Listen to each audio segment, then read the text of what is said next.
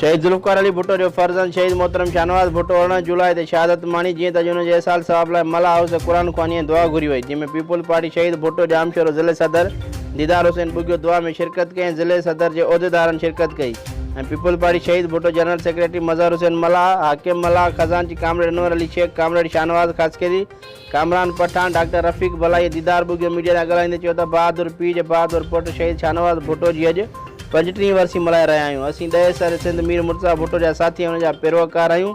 मरण घड़ीअ ताईं हुन जी जदोजहद कंदासीं।